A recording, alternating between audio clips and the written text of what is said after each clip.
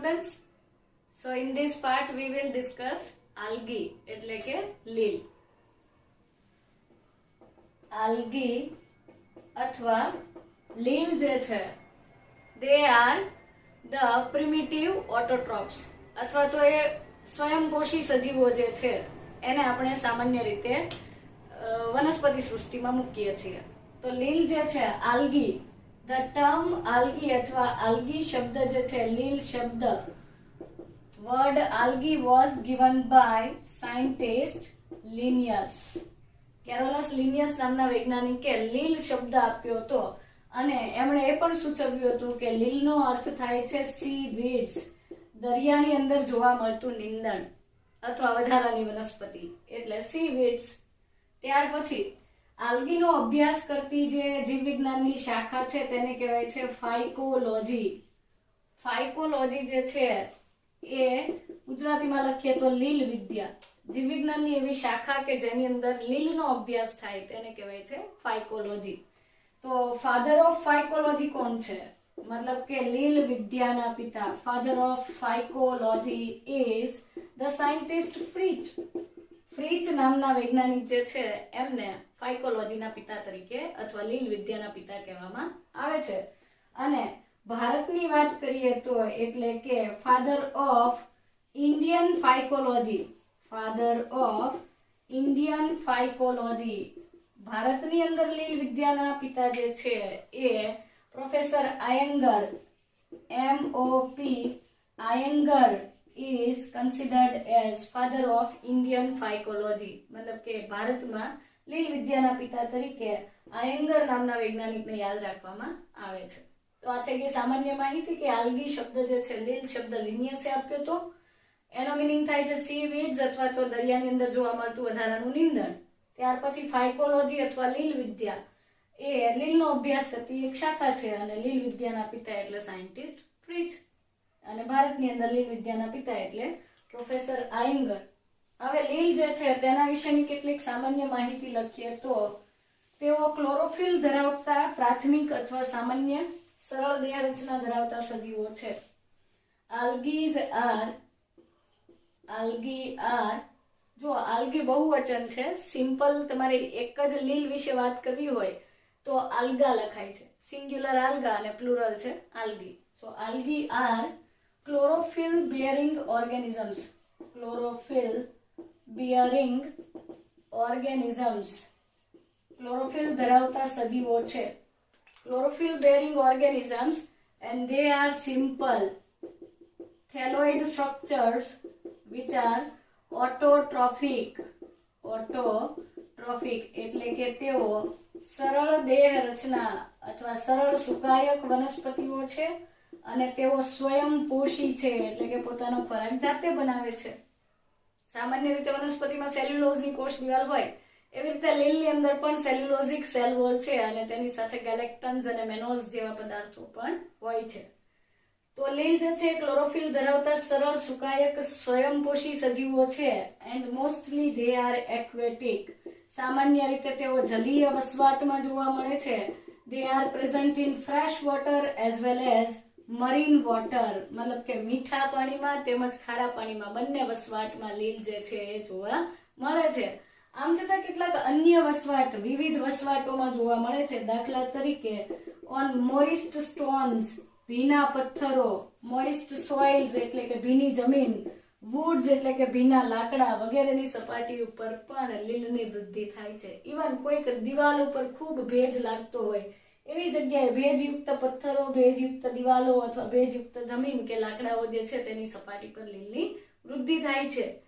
આ પૈકીના કેટલાક સ્વરૂપો જે છે લીલના કેટલાક સ્વરૂપો અથવા ફોર્મ્સ જે છે few forms of algae are associated with fungi. કેટલીક લીલ જે છે ફૂગ સાથે સંગઠિત થઈ અને સહજીવન ગાળે છે જેને આપણે કહીએ છીએ લાઇકેન. તો કેટલીક લીલ જે છે ફૂગ સાથે સંગઠિત થઈ લાઇકેન બનાવે છે જ્યારે કેટલીક લીલ જે છે એ કેટલાક સ્વરૂપો પ્રાણીઓ સાથે સંગઠિત થાય છે. મતલબ લીલના અમુક ઘટકો જે છે એ પ્રાણીઓ સાથે સંગઠિત થાય છે અને તેનું એક્ઝામ્પલ છે present on sloth bears. Sloth bear અથવા સ્લોથ બેર જે છે એની રૂવાટી જે છે મતલબ પહાડી રીંછ જે છે રીંછની રૂવાટી અથવા એની ત્વચા ઉપર પણ લીલની વૃદ્ધિ થાય છે. તો આમ લીલ જે છે અલગ અલગ વસવાટોમાં જોવા મળતું એક સ્વયંપોષી સજીવ છે. એ ભેજવાળી જમીનમાં, પથ્થરો પર, લાકડા પર કે કોઈક વખત ફૂગ સાથેનું સહજીવનથી તે લાઇકેન્સ બનાવે છે અને સ્લોથ બેર અથવા પહાડી રીંછ જે છે એની ચામડી પર પણ તે જોવા મળે છે. આમ લીલ જે છે એ અલગ અલગ વસવાટમાં પોતાનું જીવન જે છે એ પસાર કરે છે અને કેટલાક અગત્યના એક્ઝામ્પલ આપણે ડિસ્કસ કરવાના છીએ. તો આના સિવાયની એ વાત કરીએ તો લીલ જે છે એ સામાન્ય રીતે તેની અંદર chlorophyll A and beta carotenoids.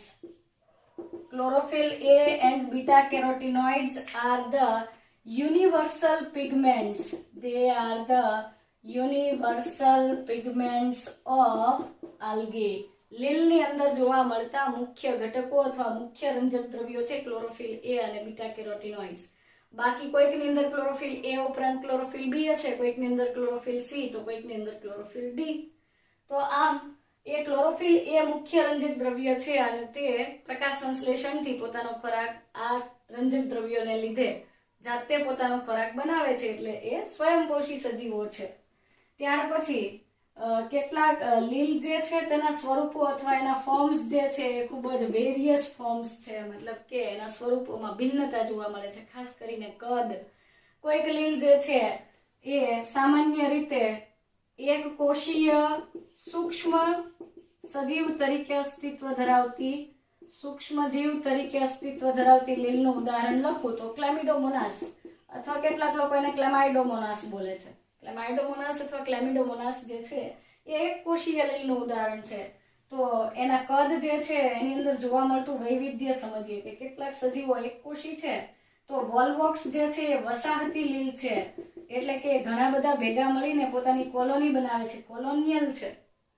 જ્યારે સ્પાયરોગાયરા અને તેની સાથે યુલોથ્રિક્સ અને સ્પાયરોગાયરા જેવા સજીવો જે છે, સ્પાયરોગાયરા અને યુલોથ્રિક્સ જેવી લીલ જે છે તે તંતુમય સ્વરૂપો ધરાવે છે.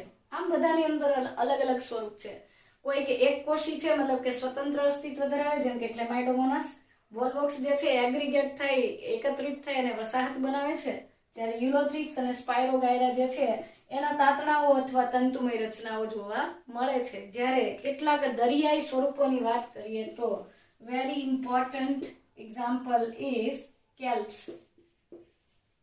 કેલ્પ્સ જે છે દરિયાઈ ઘાસ તરીકે ઓળખાતી એક લીલ છે અને દરિયાઈ સ્વરૂપની લીલ છે.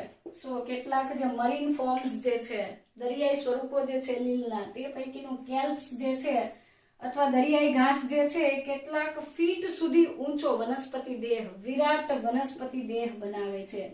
લાંબો અથવા તો વિશાળ વનસ્પતિ દેહ જે છે એ બનાવી શકે છે. તો તમે વિચારી શકો કે લીલની અંદર ખૂબ જ વેરાયટી અથવા ડાયવર્સિટી છે, વિવિધતા વધારે છે. સ્વરૂપની દ્રષ્ટિએ, કદની દ્રષ્ટિએ કે ભાઈ એક કોષી સજીવ તરીકે ક્લેમિડોમોનાસ, વસાહતી તરીકે વોલ્વોક્સ, એટલે લીલની અંદર એક કોષી સજીવો, વસાહતી સજીવો, તંતુમય ઘટકો કે જે થોડા અમુક અંતર સુધીનું ડિસ્ટન્સ અથવા તો એનું કદ જે છે એ કેટલાક સેન્ટીમીટર સુધીનું હોય. જ્યારે કેલ્પ્સ અથવા દરિયાઈ ઘાસ નામની જે લીલ છે એ દરિયાઈ વસવાટમાં જોવા મળે છે અને એ તો કેટલાક ફૂટ સુધીનો ઊંચો વનસ્પતિ દેહ જે છે એ બનાવી શકે છે. આમ લીલ જે છે તેની અંદર ઘણું બધું વૈવિધ્ય જોવા મળે છે. ત્યાર પછી લીલ જે છે તેની અંદર જોવા મળતું પ્રજનન પદ્ધતિની વાત કરીએ તો આલ્ગી જે છે એ ત્રણ પ્રકારની પદ્ધતિથી પ્રજનન કરી શકે છે. રીપ્રોડક્શન જે છે લીલની અંદરનું પ્રજનન અથવા રીપ્રોડક્શન જે છે તેના 3 બેસિક ટાઇપ્સ આપણે જાણીએ છીએ કે પહેલો ટાઇપ લખીએ વેજીટેટિવ રીપ્રોડક્શન અથવા વાનસ્પતિક પ્રજનન.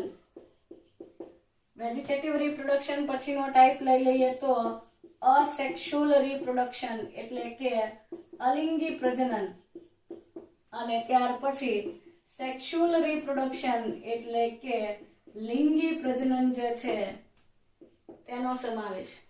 તો લીલની અંદર 3 પ્રકારની પ્રજનન પદ્ધતિઓ છે.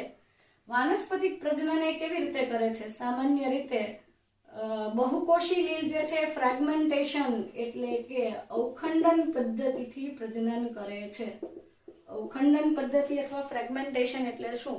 લીલનો જે સુકાઈ અથવા થેલસ હોય, સુકાઈ જે છે એ કોઈક યાંત્રિક ઘટના કે દુર્ઘટનાના લીધે તૂટી જાય, ટુકડામાં વિભાજિત થાય અને ટુકડા જે બને છે, each fragment will regenerate and it will form a new thallus. થેલસ એટલે કે નવું સુકાઈ બનાવે છે. સો અવખંડનથી જે આલ્ગી છે એનું બોડી કેટલાક ફ્રેગમેન્ટ્સ અથવા ટુકડાઓમાં વિભાજિત થાય છે અને આ ટુકડાઓ જે છે એ દરેક ટુકડા પોતાનામાંથી એક નવો વનસ્પતિનો સુકાઈ એટલે કે લીલ, નવી લીલ જે છે એનું શરીર એક બની જાય છે. આ થઈ ગઈ બહુકોષી સજીવમાં વાનસ્પતિક પ્રજનન. કેટલીક એકકોષીય લીલ જે છે એમની અંદર ફ્યુઝન અથવા બાઇનરી ફ્યુઝન એટલે કે દ્વિભાજનથી પણ વાનસ્પતિક પ્રજનન જોવા મળે છે. અસેક્સ્યુઅલ રિપ્રોડક્શન જે છે, અલિંગી પ્રજનન જે છે એ સામાન્ય રીતે પ્રોટેક્શન માટે છે, રક્ષણ માટે છે. લીલ જે છે તેનું એક્સ્ટ્રીમ કન્ડિશન એટલે કે વિષમ પરિસ્થિતિમાં લીલના દેહને ટકાવી રાખવા માટે અલિંગી પ્રજનન થાય છે અને તેની અંદર ખાસ કરીને સ્પોર્સ બને છે એટલે કે બીજાણુઓ બને છે અને એ બીજાણુઓ છે ઝૂસ્પોર્સ. ઝૂસ્પોર્સ એટલે કે ચલિત બીજાણુઓ છે અને ચલિત બીજાણુઓ જે છે they are flagellate. ફ્લેજેલેટ એટલે કશા ધરાવતા ચલિત બીજાણુઓ છે. આ બીજાણુઓની ફરતે રક્ષણાત્મક કવચ બને છે અને અનુકૂળ સ્થિતિમાં તેઓ અંકુરિત થાય છે અને અંકુરિત થઈ અને નવો સુકાઈ જે છે અથવા નવો દેહ જે છે, થેલસ જે છે એ બનાવે છે. બરાબર. તો આ થઈ ગયું અલિંગી પ્રજનન અથવા અસેક્સ્યુઅલ રિપ્રોડક્શન. વાનસ્પતિક પ્રજનનમાં અવખંડન હતું અને અસેક્સ્યુઅલ રિપ્રોડક્શન જે છે તેની અંદર ઝૂસ્પોર્સ અથવા ચલિત બીજાણુઓ બને છે, ચલ બીજાણુઓ બને છે અને તેઓ કશા ધરાવતા હોવાથી એક જગ્યાએથી બીજી જગ્યાએ જઈ શકે. જ્યાં યોગ્ય પરિસ્થિતિ લાગે ત્યાં તેઓ સ્ટેબલ થાય છે, અંકુરિત થઈ અને નવો સુકાઈ અથવા નવો દેહ બનાવે છે. Then after લિંગી અથવા તો sexual reproduction જે છે that involves the fusion of two gametes. બે જન્યુઓ જે છે, ગેમેટ્સ જે છે, પ્રજનન કોષો જે છે એ બે જન્યુઓનું સંમેલન થાય છે અથવા તો મિલન થાય છે. જન્યુઓ જે છે એનું જોડાણ થાય છે. પ્રજનન કોષોનું મિલન થઈ અને લિંગી પ્રજનન થાય છે. સો ફ્યુઝન ઓફ ટુ ગેમેટ્સ. હવે આ ગેમેટ્સ જે છે એ ઇક્વલ પણ હોય, અનઇક્વલ પણ હોય. તો તેના બેઝિસ ઉપર તેના ટાઈપ્સ લખીએ તો પહેલો પ્રકાર આપણે લખીએ કે આઇસોગેમસ. આઇસોગેમસ કોને કહેવાય? સમજન્યુક પ્રજનન પદ્ધતિ, જેની અંદર જ્યાં આ પ્રજનનની પ્રક્રિયામાં ભાગ લેતા જે ગેમીટ અથવા તો પ્રજનન કોષો છે સમાન કદના હોય, સમાન આકારના હોય, દેખાવની દ્રષ્ટિએ સરખા હોય. તો એ આઇસોગેમસ પ્રકારનું પ્રજનન કહેવાય. અને આઇસોગેમસ પ્રકારના ગેમેટ્સ જે છે બનતા હોય એવા ફરી પાછા બે પ્રકાર છે કે આઇસોગેમસની અંદર મોટાઇલ ગેમેટ્સ બનતા હોય એટલે કે ચલિત જન્યુઓ, ચલ જન્યુઓ બનતા હોય અને એ ફ્લેજેલેટ હોય. ફ્લેજેલેટ એટલે કે કશા ધરાવતા ચલ જન્યુઓ અથવા ચલિત જન્યુઓ જે છે એ યુલોથ્રિક્સની અંદર જોવા મળે છે. યુલોથ્રિક્સ નામની લીલની અંદર યુલોથ્રિક્સ નામની લીલ જે છે એની અંદર સર્જાતા જન્યુઓ કદમાં સમાન છે અને ચલિત છે. તો એને મોટાઇલ અને ફ્લેજેલેટ એટલે કે કશા ધરાવતા ચલિત અને કશાધારી ચલ જન્યુઓ જે છે, સમ જન્યુઓ જે છે એ યુલોથ્રિક્સ નામની લીલ જે છે તેની અંદર હાજર હોય છે.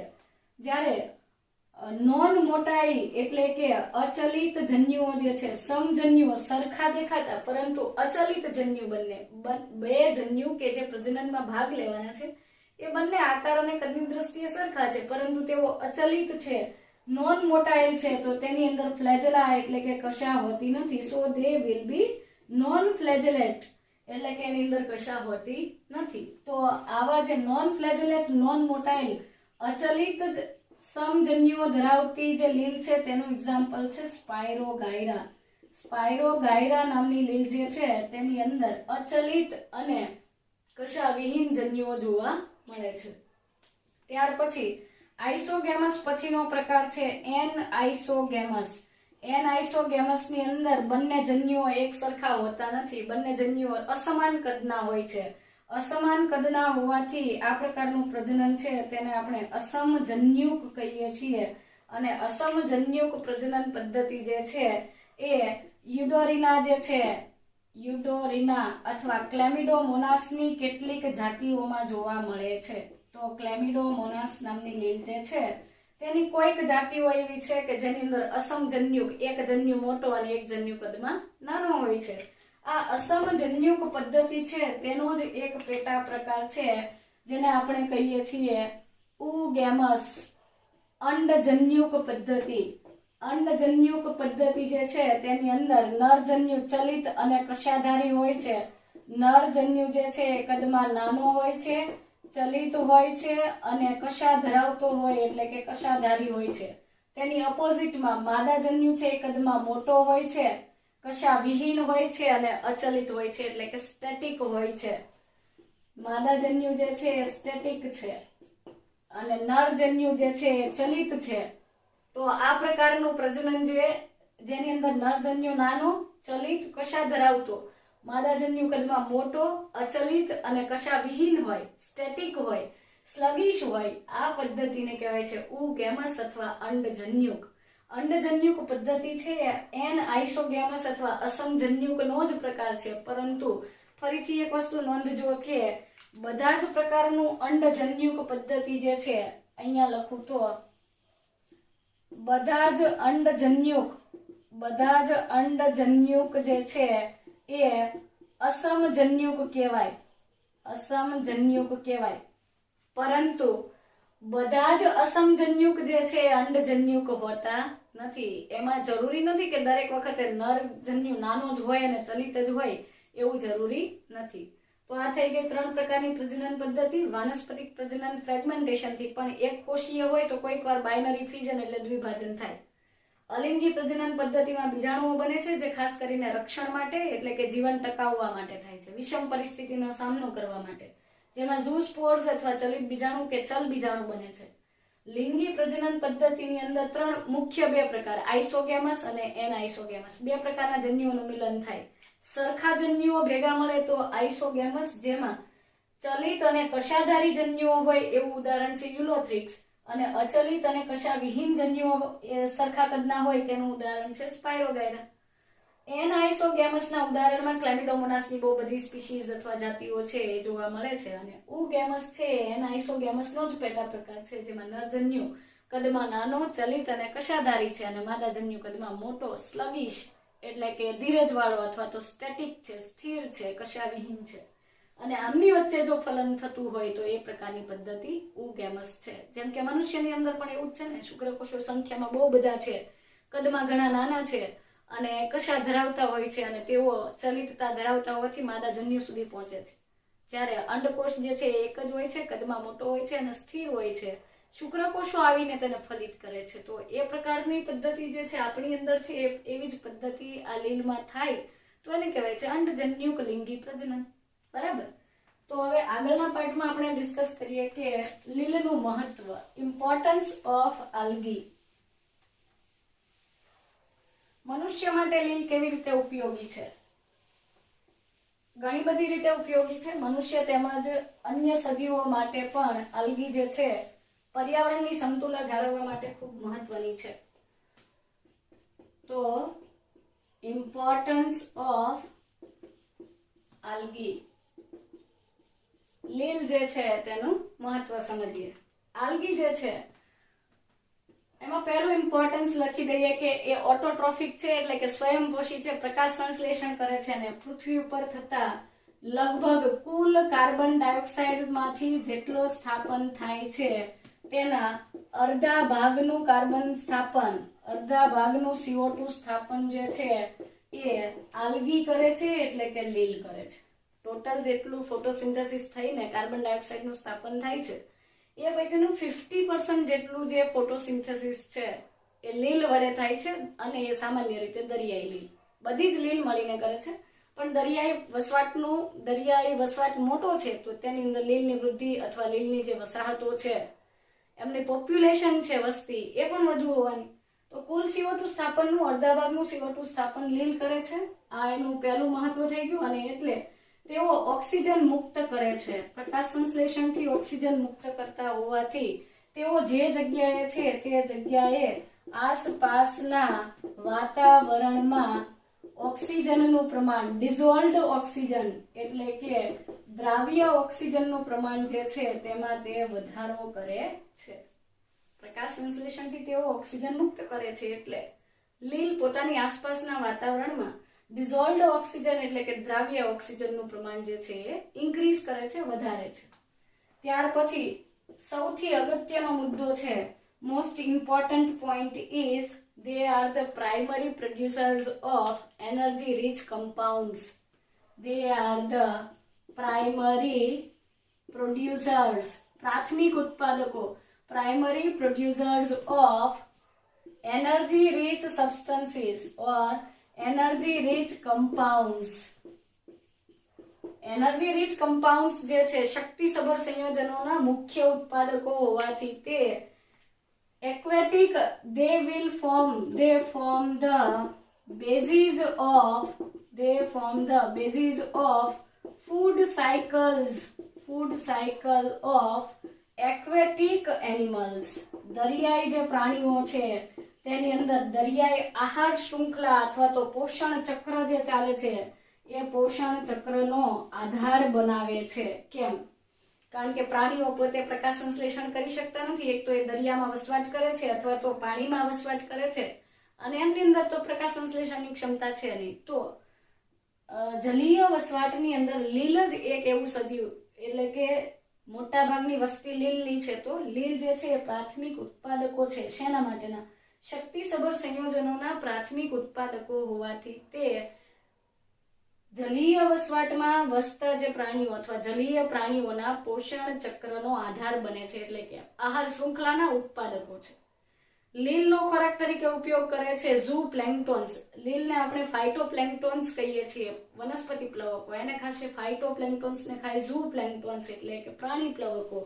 ત્યાર પછી ઝૂ પ્લેન્કટોન્સ જે છે એને નાના મોટા જે વર્મ્સ અથવા તો કીડાઓ જે છે એ ખાય છે, અથવા સંધિપાદ સમુદાયના પ્રાણીઓ ખાય છે. તેને નાના કદની માછલીઓ ખાય, નાની માછલીને મોટી માછલી ખાય, મોટી માછલીને સસ્તનો ખાતા હોય, વગેરે રીતે આહાર શૃંખલા જે છે એ આગળ વધે છે.